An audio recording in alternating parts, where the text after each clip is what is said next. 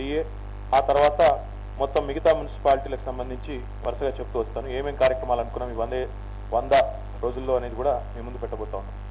దయచేసి నోట్ అందరికి కూడా ఇవ్వాలని కోరుతా ఉన్నాం.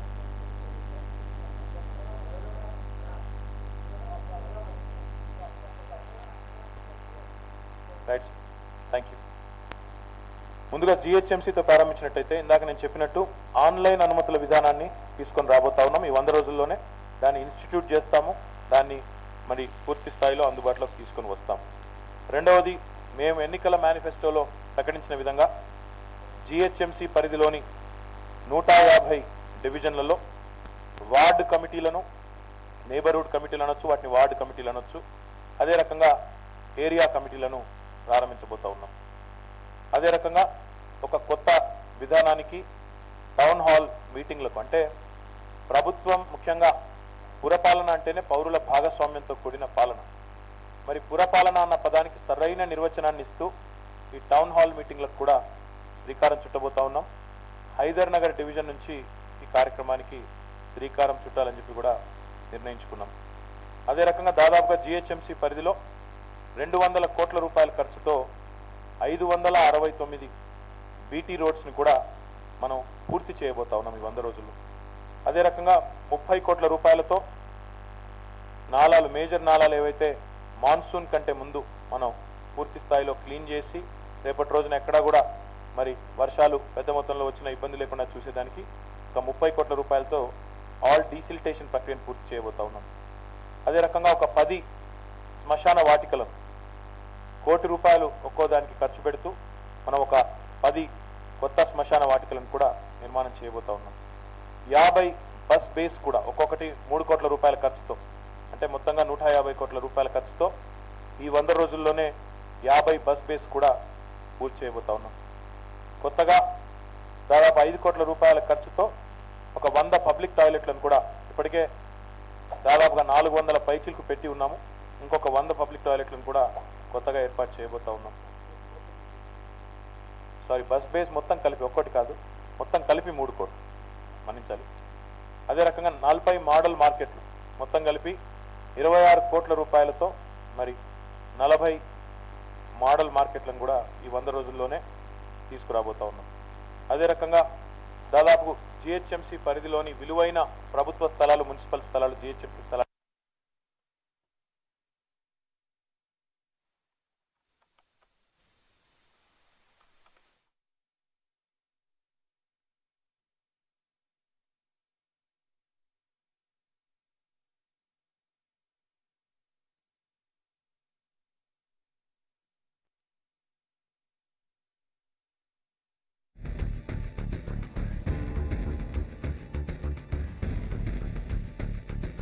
ఇవ్వాల్సి ఉంది. అవన్నీ కూడా మనం ఈ 100 రోజుల్లోనే పూర్తి చేస్తాం. అదే రకంగా మొత్తం ఈ కొత్తగా మనం కొనుగోలు చేసిన స్వచ్ఛ ఆటోలు ఏవైతే ఉన్నాయో వాటిని దాదాపు 2500 రాబోతా ఉన్నాయి. వాటిని మొత్తంగా పూర్తి చేసి, అంటే చెత్త వేరు చేయడం, తర్వాత రవాణా వ్యవస్థ, ఈ రెండింటిని కూడా ఈ 100 రోజుల్లోనే జిహెచ్ఎంసీ పరిధిలో సంపూర్ణంగా పూర్తి చేస్తాం. అదే రకంగా కొన్ని పాడుబడ్డ వాహనాలు ఉన్నాయి జిహెచ్ఎంసీ పరిధిలో. ముఖ్యంగా ఈ చెత్త సేకరించే వాహనాల్లో కొన్ని నిజంగా కూడా చాలా ఏళ్ల కిందట కొనుగోలు చేసిన వాహనాలు, దానివల్ల నగరానికి ఇమేజ్ పరంగా చూసినా కూడా ఎవరైనా కొత్త వారు వచ్చినా లేదా చూడడానికి కానీ పొల్యూషన్ పరంగా చూసుకున్నా ఇబ్బందికరమైన వాహనాలు ఏవైతున్నాయో వాటిని, అదే రకంగా ఫ్యూల్ ఎఫిషియన్సీ కూడా వాటికి చాలా తక్కువ ఉంటుంది, వాటన్నిటిని కూడా తొలగించి మనం సాధ్యమైనన్ని వాహనాలు ఈ 100 రోజుల్లోనే కొనుగోలు చేయబోతా ఉన్నాం. దాదాపుగా మన జిహెచ్ఎంసీ పరిధిలోని 1116 వల్నరబుల్ పాయింట్స్ ఏవైతే ఉన్నాయో ఈ గార్బేజ్ పరంగా వాటిని మనం పూర్తి స్థాయిలో దృష్టిని పెట్టి కేంద్రీకరించి వాటిని జీరోకి తీసుకురావాలని, అంటే ఈ వల్నరబుల్ గార్బేజ్ పాయింట్స్ అనేవి లేకుండా చేయాలని ఒక లక్ష్యంగా పెట్టుకున్నాం. దాదాపు 1116 గుర్తించడం జరిగింది.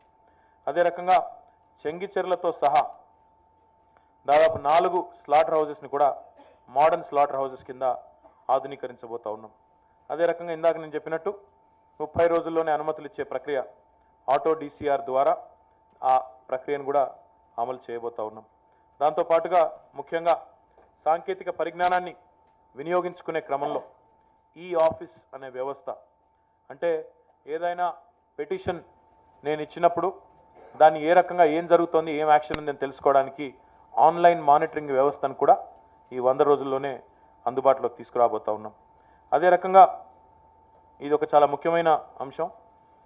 ఒక ఇంటిగ్రేటెడ్ సిటిజన్ సర్వీసెస్ మొబైల్ అప్లికేషన్ని డెవలప్ చేస్తూ ఉన్నాము. దాన్ని కూడా ఈ 100 రోజులు, అంటే ఉదాహరణకి ఎవరైనా తమ ప్రాపర్టీ ట్యాక్స్కి సంబంధించి కానీ ఏదైనా స్టేటస్ చూసుకోవాలన్నా, ఏదైనా బిల్లు కట్టాలన్నా ఆన్లైన్ పోయే అవసరం కూడా లేకుండా మీ మొబైల్ యాప్ను కూడా ఒకటి డౌన్లోడ్ చేసుకునే విధంగా మరి ఎక్కడికక్కడ పౌరులు వినియోగించుకునే విధంగా దాన్ని కూడా తీసుకుని రాబోతూ ఉన్నాం. అదే రకంగా ఏ రకంగా అయితే mygov.in అనే పేరుతో ఒక వెబ్సైట్ ఉన్నదో ప్రభుత్వంలో, కేంద్ర ప్రభుత్వంలో, అదే పద్ధతిలో ఎవరైనా సలహాలు ఇవ్వదలుచుకున్నా, సూచనలు ఇవ్వదలుచుకున్నా, తమ సమస్యను నివేదించదలుచుకున్నా ఒక కన్వర్జెన్స్ పోర్టల్ అంటే GHMC పోర్టల్ ఒకటి తయారు చేసి దాన్ని కూడా పూర్తి స్థాయిలో మంచి బ్యాక్ ఎండ్ సపోర్ట్తో తీసుకొని రాబోతూ ఉన్నాం. క్రీడల మీద కూడా దృష్టి పెట్టి ఈ 100 రోజుల్లోనే 150 డివిజన్లలో 150 ఫుల్లీ ఎక్విప్డ్ జిమ్స్ కూడా ఏర్పాటు చేయబోతా ఉన్నాం. స్థానికంగా ఉండే యూత్ క్లబ్లు, యూత్ అసోసియేషన్లు వీటన్నిటి సమన్వయంతో, వారందరి భాగస్వామ్యంతో 150 ఆధునికమైన జిమ్స్ కూడా ఏర్పాటు చేయబోతా ఉన్నాం. అదే రకంగా 329 క్రీడా స్థలాలను, క్రీడా మైదానాలను మరి ఈ 100 రోజుల్లోనే అభివృద్ధి చేయాలనేది కూడా ఒక లక్ష్యంగా పెట్టుకున్నాం. అందులో వాలీబాల్ కానీ, బ్యాడ్మింటన్ కానీ, టెన్నికాయిట్ కానీ ఇలాంటి క్రీడలకు ప్రోత్సాహాన్ని అందించబోతా ఉన్నాం. సమ్మర్ క్యాంప్స్ యథావిధిగా ఎప్పటి మాదిరిగానే, కాకపోతే కొంత కేంద్రీకృతమైన దృష్టితో ఈసారి సమ్మర్ క్యాంప్స్ కూడా పెద్ద మొత్తంలో చేయబోతా ఉన్నాం. దాదాపు 20 కాలనీ పార్క్స్ను డెవలప్ చేసి వాటిని కాలనీ అసోసియేషన్లకే అందించాలనే నిర్ణయం కూడా తీసుకున్నాం. వాటి వివరాలు కూడా తర్వాత కావాలంటే మీకు ఏ పార్కులు అనేది కూడా GHMC కమిషనర్ గారు మీకు తర్వాత వివరిస్తారు. అదే రకంగా కొన్ని చోట్ల ఎక్కడైతే మరి ఒక నగరానికి కొత్తగా ఎవరు వచ్చినా సాధారణంగా చూసేది పబ్లిక్ స్పేసెస్లో మనం పిల్లలు ఆడుకునే ఆట స్థలాలు ఉంటాయి. ఆట స్థలాల్లో చాలా చోట్ల తుప్పు పట్టిపోయిన పాత సామాగ్రి ఉండడం, చాలా మరి దానివల్ల ఇబ్బంది కావడం, దాంతో ఇమేజ్ కూడా నగరానికి దెబ్బతింటూ ఉండడం మనం చూస్తూ ఉంటాం. వాటన్నిటిని కూడా ఇప్పటికే గుర్తించాము. ఆ రీప్లేస్మెంట్ కూడా మొత్తం పార్కులలో ఎక్కడెక్కడైతే పిల్లలు ఆడుకునే ఆట స్థలాలు ఉంటాయో ఈ పిల్లలు ఆడుకునే అపారటస్ ఏదైతే ఉంటుందో దాటిని మార్చబోతా ఉన్నాం. దాంతోపాటు 4352 మహిళా సంఘాలకు దాదాపుగా 100 కోట్ల రూపాయలు మరి ఈ 100 రోజుల్లోనే బ్యాంక్ లింకేజ్ ద్వారా విడుదల చేయబోతా ఉన్నాం. కొత్తగా మెప్మా ద్వారా 2000 మరి యువకులకు 2000 మంది యూత్కి స్కిల్ ట్రైనింగ్స్, ప్లేస్మెంట్స్ కూడా చేయబోతా ఉన్నాం. అదే రకంగా మొత్తంగా మాకు వచ్చిన LRSలో వచ్చిన అప్లికేషన్లు దాదాపుగా 60,000 GHMC పరిధిలో, అందులో దాదాపుగా 10,000 మరి ఈ 100 రోజుల్లో క్లియర్ చేయాలని కూడా ఒక టార్గెట్గా పెట్టుకున్నాం. ఇది GHMCకి సంబంధించి. తర్వాత metro water supply and sewerage బోర్డుకి సంబంధించి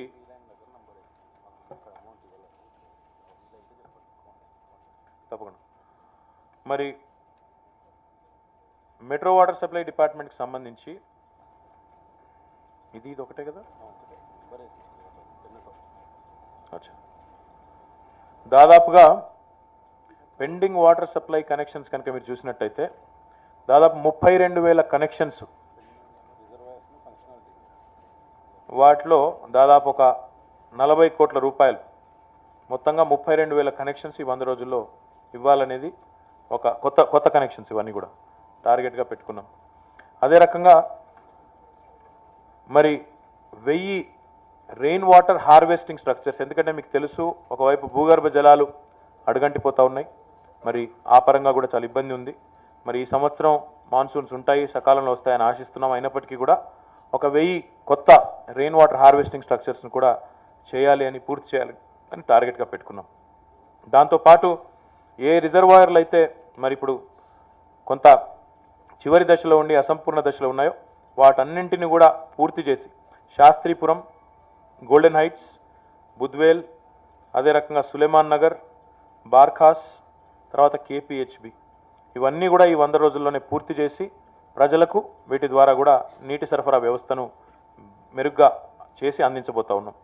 అదే రకంగా కొత్తగా ఈ హుస్సేన్ సాగర్లోకి మురుగునీటిని రాకుండా అడ్డుకట్ట వేసే ప్రయత్నం ఏదైతే చేస్తూ ఉన్నామో దాన్ని మరి రాబోయే 100 రోజుల లోపల, నాకు తెలిసినంతవరకు కేవలం రాబోయే 40-45 రోజుల లోపలే పూర్తి కూడా కావాలి. అదే రకంగా ముఖ్యంగా కూకట్పల్లి నాలాది ఏదైతే 58 కోట్ల రూపాయలు ఖర్చు చేసి చేస్తూ ఉన్నామో అది పూర్తవుతుంది.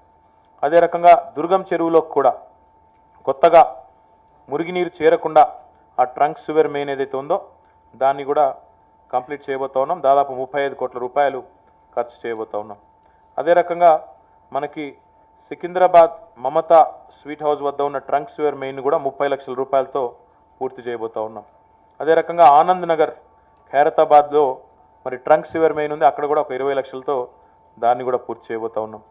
అదే రకంగా పైప్ లైన్ వర్క్స్ ఏవైతే షేర్లింగంపల్లిలో ముఖ్యంగా ఈ ఐటీ కారిడార్లో హఫీజ్పేటలో మియాపూర్లో చందానగర్లో దాదాపు 20,000 కనెక్షన్స్ కొత్తగా వాటికి మరి ఇవ్వబోతా ఉన్నాం. వాటర్ సప్లైని అక్కడ కూడా మెరుగ్గా చేయబోతా ఉన్నాం.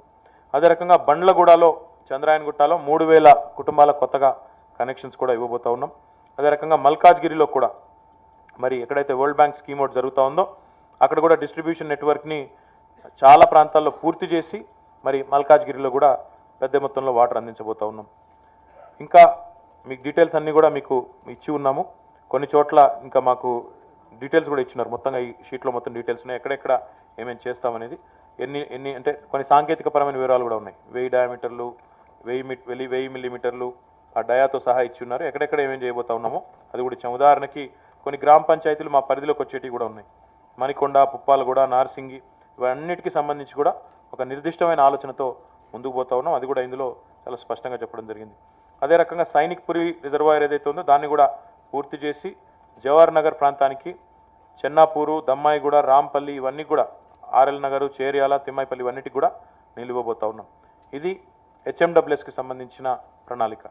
హెచ్ఎండిఏ చూసినట్టయితే ఇందాక నేను చెప్పినట్టు మొట్టమొదటిది అన్నిటికన్నా ముఖ్యమైనది లేఅవుట్ పర్మిషన్స్కి, అదే రకంగా మరి చేంజ్ ఆఫ్ ల్యాండ్ యూస్కి, ఎన్ఓసీస్కి అన్నిటికీ సంబంధించి బిల్డింగ్ పర్మిషన్లతో పాటుగా అన్నిటికీ సంబంధించి ఆన్లైన్లోనే అప్లికేషన్లు పెట్టుకునే వ్యవస్థను అందుబాటులోకి మీకు ఈ 100 రోజుల లోపలే తీసుకురాబోతా ఉన్నాం. ఇప్పటికే ఆ విషయంలో చాలా పురోగతి కూడా సాధించున్నాం. ఇప్పటికే అడ్వాన్స్ టెస్టింగ్ స్టేజ్లో నడుస్తూ ఉంది. తర్వాత ఎల్ఆర్ఎస్, బీఆర్ఎస్ అప్లికేషన్లు ఏవైతే 2007-8 నుంచి వచ్చి ఉన్నాయో మాకు ఈరోజు కాదు, కొత్తగా ఈ ప్రభుత్వం వచ్చిన తర్వాత కాదు, అప్పటి నుంచి వచ్చి పెండింగ్లో ఉన్నాయి కూడా కొన్ని ఉన్నాయి. వాటిని దాదాపుగా 14,500 అప్లికేషన్లు ఉన్నాయి. వాటిని కూడా పూర్తి చేయబోతా ఉన్నాం. వాటిని కూడా మొత్తంగా ప్రాసెస్ చేయబోతా ఉన్నాం. అదే రకంగా గట్కేసర్, కీసరా, షామీర్పేట్ మొత్తం 20 కిలోమీటర్ల మార్గం ఏదైతే ఔటర్ రింగ్ రోడ్లో అసంపూర్ణంగా మిగిలిందో దానిని 100 రోజుల లోపలే ప్రారంభించబోతా ఉన్నాం. అదే రకంగా ఒక టోల్ ఫ్రీ నెంబర్ హెచ్ఎండిఏ కోసం ప్రత్యేకంగా ఏ రకమైన సమస్యలున్నా హెచ్ఎండిఏ కోసం ఒక ప్రత్యేకమైన టోల్ ఫ్రీ నెంబర్, అంటే ఈ లేఅవుట్లకు సంబంధించి, బిల్డింగ్ పర్మిషన్లకు సంబంధించి లేదా ఇతరత్ర సమస్యలకు సంబంధించి హెచ్ఎండిఏ పరిధిలో వాటికి సంబంధించి కూడా ఒక టోల్ ఫ్రీ టెలిఫోన్ నెంబర్ని కూడా మనం అమల్లోకి తీసుకురాబోతా ఉన్నాం, వినియోగంలోకి తీసుకురాబోతా ఉన్నాం. అదే రకంగా ఒక 25 కిలోమీటర్ల సైక్లింగ్ ట్రాక్ మన outer ring road, service road మధ్యలో ఒక 25 కిలోమీటర్ల వరల్డ్ క్లాస్ సైక్లింగ్ ట్రాక్ని అందుబాటులోకి తీసుకొని రాబోతా ఉన్నాం. దీనివల్ల భవిష్యత్తులో హైదరాబాద్లో ఇంటర్నేషనల్ సైక్లింగ్ ఈవెంట్స్ కూడా నిర్వహించేదానికి అవకాశం ఉంటుంది. కాబట్టి ఇది ఒక ప్రెస్టీజియస్ కార్యక్రమం కింద తీసుకొని దీన్ని కూడా చేయబోతా ఉన్నాం. అదే రకంగా ఈ కోహెడా ప్రాంతంలో ఇబ్రహీంపట్నం నియోజకవర్గంలో మరి మనకు ఔటర్ రింగ్ రోడ్డు కట్టే క్రమంలో కొంతమంది నిర్వాసితులు ఉన్నారు, దాదాపు 1100 మంది. వారందరికీ కూడా ఆ ప్లాట్ అలొకేషన్ కానీ ఇంకా అసంపూర్ణంగా మిగిలిన కార్యక్రమాన్ని కానీ వారికి ఇవ్వబోతా ఉన్నాం. అదే రకంగా మరి దాదాపుగా ఈ ఔటర్ రింగ్ రోడ్ చుట్టూ అదే రకంగా హెచ్ఎండిఏలోని వివిధ ప్రాంతాల్లో మొత్తంగా 3.5 కోట్ల మరి మొక్కలను, శాప్లింగ్స్ అన్ని తయారు చేసి, మనం సీడ్లింగ్స్ అన్ని తయారు చేసి రెడీగా పబ్లిక్ డిస్ట్రిబ్యూషన్కి 31 మే కల్లా సిద్ధం చేసి పెట్టబోతా ఉన్నాం. అదే రకంగా గాజుల రామారంలో ఉండే, అదే రకంగా సంజీవయ్య పార్క్లో ఉండే ఈ గార్బేజ్ డంప్ సైట్స్ ఏవైతే ఉన్నాయో వాటిని సుందరీకరించబోతా ఉన్నాం. అక్కడ వాటిని పర్యావరణ హితంగా మలచబోతా ఉన్నాం. ఇది హెచ్ఎండిఏకి సంబంధించిన 100 రోజుల ప్రణాళిక. అదే రకంగా ఇతర మున్సిపాలిటీలు, మొత్తంగా మన తెలంగాణలోని మున్సిపాలిటీలు చూసినట్టయితే కొద్దిగా పెద్ద టార్గెటే పెట్టుకున్నాం. 15 మున్సిపాలిటీలను, నగర పంచాయతీలు కావచ్చు, మున్సిపాలిటీలు కావచ్చు, అచ్చంపేట, కోరుట్ల, షాద్నగర్, ఇబ్రహీంపట్నం, సదాశివపేట, మనుగూరు, వేములవాడ, సూర్యాపేట, నాగర్ కర్నూల్, జగిత్యాల, సత్తుపల్లి, కల్వకుర్తి, మధిర, హుజూరాబాద్, గజ్వేల్ ఈ 15 పట్టణాలను కూడా పూర్తి స్థాయిలో బహిరంగ మలమూత్ర విసర్జన లేని పట్టణాలుగా ఓడిఎఫ్గా ఓపెన్ డిఫెకేషన్ ఫ్రీ పట్టణాలుగా ప్రకటించబోతా ఉన్నాం. 100 రోజుల్లోనే ఇక్కడ ఏమేం కార్యక్రమాలు చేయాలో, ఏమేమి టాయిలెట్ కట్టాలో, ఎన్ని ఉన్నాయో అవన్నీ కూడా పూర్తి చేయబోతా ఉన్నాం.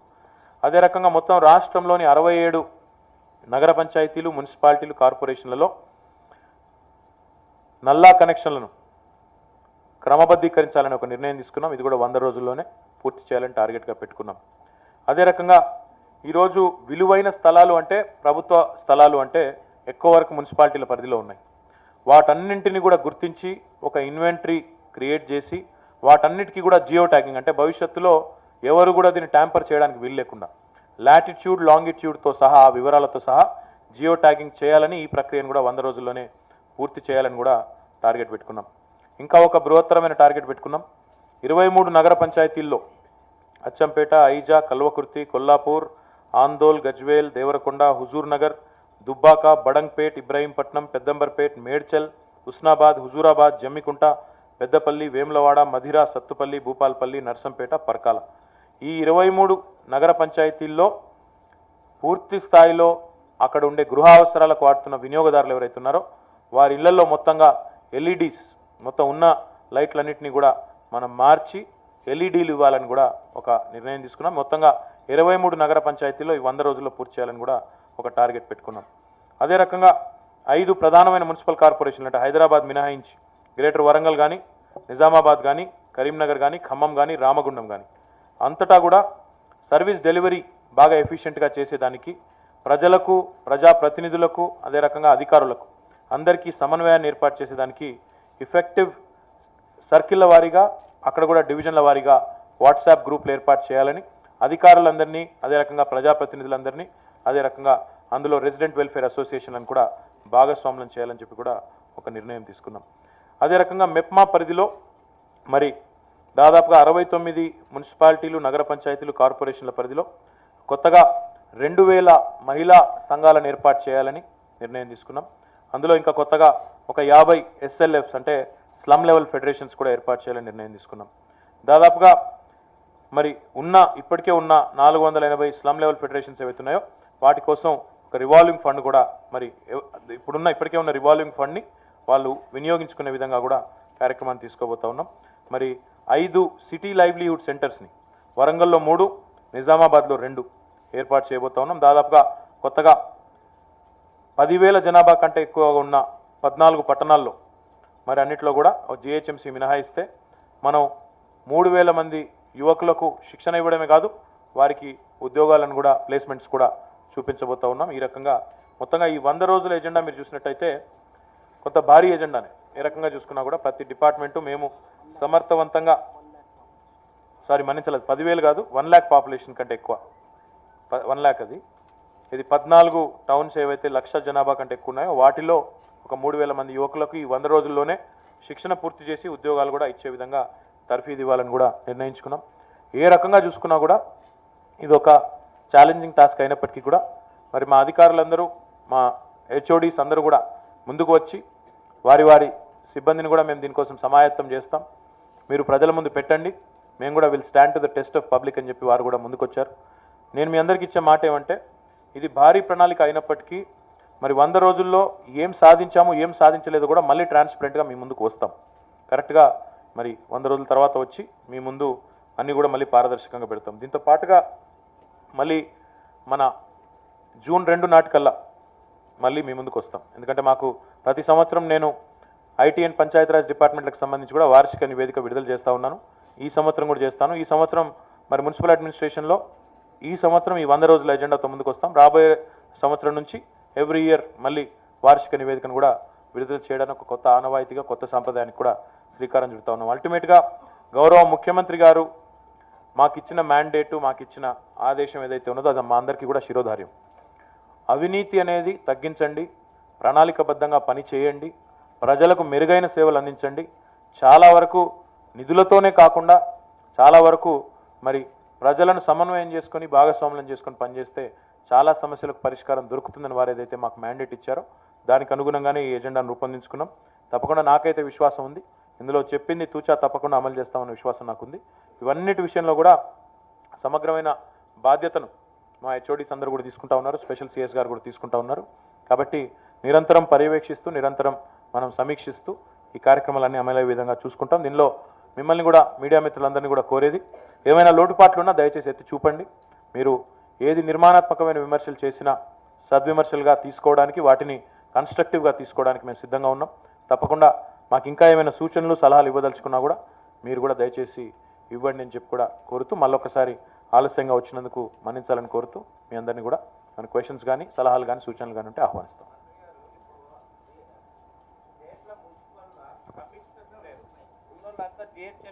జిహెచ్ఎంసీలో ఉన్నారు. Only sanitary inspector, sanitary supervisor తోటే నడిపిస్తున్నాం. దాంతో అవినీతి భారీగా పెరిగిందని వార్తలు వస్తుంది. దాన్ని ఎట్లా నిర్మూలిస్తారు? బ్రదర్, ఇప్పుడు మీకు చెప్పింది నేను, స్టేట్లో సిబ్బంది కొరత అనేది కేవలం ఒక మున్సిపల్ అడ్మినిస్ట్రేషన్లోనే లేదు, దాదాపుగా చాలా ప్రభుత్వ రంగాల్లో ఉంది, మన ప్రభుత్వ విభాగాల్లో ఉంది. ఇప్పటికే Telangana state public service commission ద్వారా కొన్ని ఖాళీలను భర్తీ చేసే ప్రక్రియ ప్రారంభమైంది, జరుగుతూ ఉంది. అది కూడా తుది దశకు వచ్చింది దాదాపు. కాబట్టి కొత్తగా కూడా పెద్ద మొత్తంలో మరి అసిస్టెంట్ ఎగ్జిక్యూటివ్ ఇంజనీర్లు కానీ ఇంకా ఇతర పోస్టులలో కానీ భర్తీలు జరుగుతూ ఉన్నాయి. మిగతాయి కూడా దశల వారీగా జరుగుతాయి, అందులో అనుమానం వద్దు.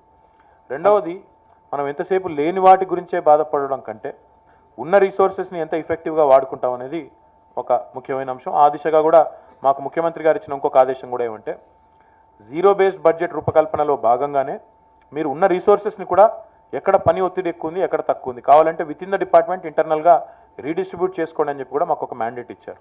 ఆ దిశగా కూడా ఆలోచిస్తూ ఉన్నాం. మూడవది, మీరు చెప్పింది అవినీతి విషయంలో ఒక మాట అన్నారు. నేను ఇందాక చెప్పిన మాట కేవలం జిహెచ్ఎంసీకో హెచ్ఎండిఏకు మాత్రమే పరిమితం కాదు. ఈ ఆన్లైన్ అప్రూవల్ వ్యవస్థ అనేది మేము స్టార్ట్ చేస్తున్నది జిహెచ్ఎంసీతో హెచ్ఎండిఏతో. దశల వారీగా దీన్ని అల్టిమేట్గా ప్రతి మున్సిపాలిటీకి కూడా తీసుకెళ్లాలనేది మా ఆలోచన. అది ఎప్పటిదాకా అంటే ఫస్ట్ మన జిహెచ్ఎంసీలో హెచ్ఎండిఏలో సఫలీకృతం అయిన తర్వాత, ఇక్కడ కొద్దిగా స్టెబిలైజ్ అయిన తర్వాత తప్పకుండా అన్ని కార్పొరేషన్స్కి అన్ని మున్సిపాలిటీలకు తీసుకెళ్తాం. భవిష్యత్తులో ఎవరైనా ఇల్లు కట్టుకోదలుచుకుంటే వారి ఇంట్లోనే కూర్చుని అప్లై చేసుకుని అప్లోడ్ చేసి బిల్డింగ్ ప్లాను అప్రూవల్ ఇచ్చి